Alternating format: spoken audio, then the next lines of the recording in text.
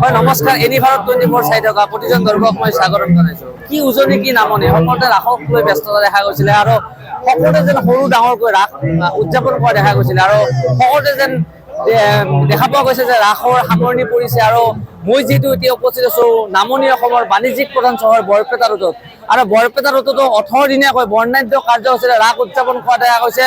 আৰু আজি যিহেতু আচলতে 17 নম্বৰটো দিন আৰু 17 নম্বৰ দিনটোত আচলতে লোকে লোকাৰণ্য পৰিৱেশ মোৰ কেমেৰা সহযোগীক মই দেখাবলৈ মই দিম ইয়াৰে পৰিৱেশ। আচলতে যিহেতু সকলোতে অসমৰ যি সকলোতে উজনি নামনি বুলি কোনো কথা নাই, সকলোতে যিহেতু সৰু ডাঙৰকৈ ৰাস উদযাপন কৰা হৈছিলে আৰু দেখা পোৱা গৈছিলে যে লোকে লোকাৰণ্য হৈছে 97 সংখ্যক হাউলি ৰাস মহোৎসৱৰ সামৰণি পৰিছে।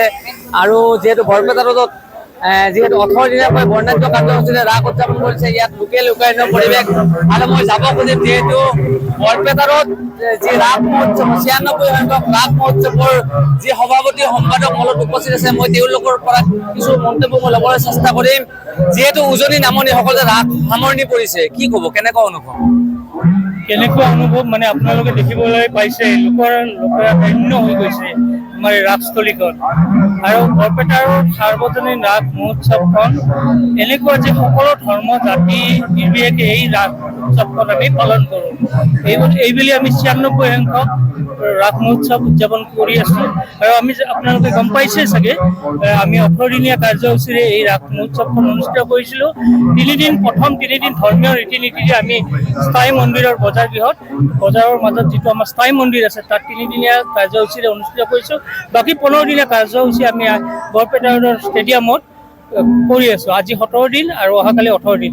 আৰু এই অহাকালিৰ যিখন সাংস্কৃতিক মহাসমাৰোহ হ'ব, তাত আমি বলিউডৰ 90 দশকৰ বলিউডৰ প্ৰতিষ্ঠিত শিল্পী সাবিৰ কুমাৰক আমন্ত্ৰণ কৰি আনিছোঁ। আৰু লগতে আপোনালোকে দেখিবলৈ পাইছে কলিকতাৰ পৰা আমি এই আলোকসজ্জা আনিছোঁ।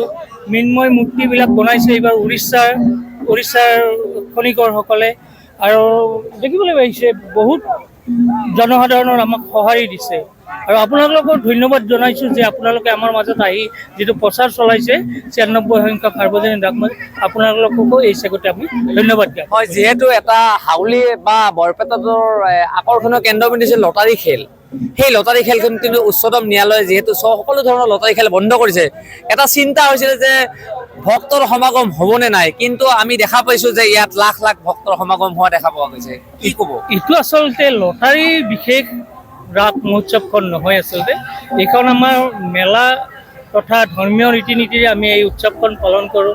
আমি কৰিছিলোঁ লটাৰী কৰিছিলোঁ, আৰু সেই লটাৰীৰ টকাৰে আমি যিটো লাভাংশ হয় সেয়ে আমি কোনো এটকাও কালেকশ্যন নকৰাকৈ আমি বজাৰত স্থায়ী মন্দিৰ স্থাপন কৰিছোঁ। আৰু লগতে এই লাভৰ টকাৰে আমি আজিলৈকে বহুতো বিভিন্ন সামাজিক কামত সহায় সহযোগিতা, আনকি PM ফাণ্ডতো আমি এই লটাৰীৰ পইচাৰে আমি সহায় সহযোগিতা আগবঢ়াইছোঁ। আৰু লটাৰী নহ'ল বুলি যে ৰাস নহ'ব সেইটো কোনো কথাই নহয়।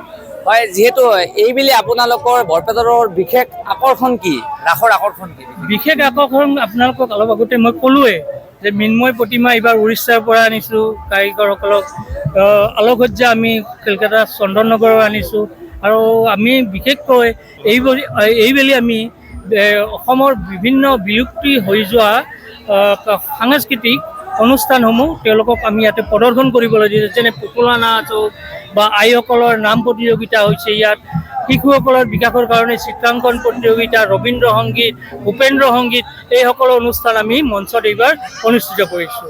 হয়, মই এক ধন্যবাদ জনাইছোঁ। আৰু সভাপতি মোৰ লগত আছে 96 সংখ্যক বৰপেটা ৰোড ৰাস মহোৎসৱৰ সভাপতি। কি ক'ব, কেনেকুৱা অনুভৱ, কি ক'ব? আমি যি 18 দিনীয়া কাৰ্যসূচী আমাৰ ৰাস উৎসৱৰ আমি আয়োজন কৰিছিলোঁ, আমি অহাকালি আমাৰ শেষ দিন। আৰু অহাকালি শেষ দিনত আমি ৰাইজৰ যথেষ্ট সঁহাৰি পাম বুলি আশাবাদী। আমি ৰাইজক ধন্যবাদ জনাইছোঁ এই গোটেই 96 সংখ্যক ৰাস মহোৎসৱত তেওঁলোকৰ সহায় সহযোগৰ বাবে। যিহেতু উজনি নামনি সকলোতে প্ৰায় ৰাস সামৰণি পৰিছে, আৰু যিহেতু বৰপেটা ৰোড যিহেতু 18 দিনীয়াকৈ বৰ্ণাঢ্য কাৰ্যসূচীৰে ৰাস মহোৎসৱ উদযাপন কৰা হৈছে। আৰু উজনি অসম বা নামনি অসম, উজনি অসমত সম্পূৰ্ণ মানৱ মূৰ্তিতে ৰাস প্ৰদৰ্শন কৰা হয়, আৰু নামনি অসমত সম্পূৰ্ণ মৃন্ময় মূৰ্তিতে ৰাস প্ৰদৰ্শন হয়। আৰু যিহেতু বৰপেটা ৰোড যিহেতু অহাকালি শেষ নিশাত তেওঁলোকে বিখ্যাত আচলতে বলিউডৰ প্লেবেক ছিংগাৰ যি ছবিৰ কুমাৰৰ যি সংগীত অনুষ্ঠান আছে আৰু যিহেতু ক'ব লাগিব যিহেতু আজিৰ দিনটোত যি 17 নম্বৰ দিনটোত ইয়াত লোকে লোকাৰণ্য পৰিৱেশ আৰু মোৰ কেমেৰা সহযোগী সুজনৰ সহযোগত মই কৌশিক দাস এনিভাৰ 24। জুবিন গাৰ্গৰ গীতসমূহৰ ওপৰত আধাৰিত গানে কি আনে নামৰ এটা সুন্দৰ অনুষ্ঠান আপোনালোকৰ ওচৰলৈ আহি আছে অতি শীঘ্ৰে।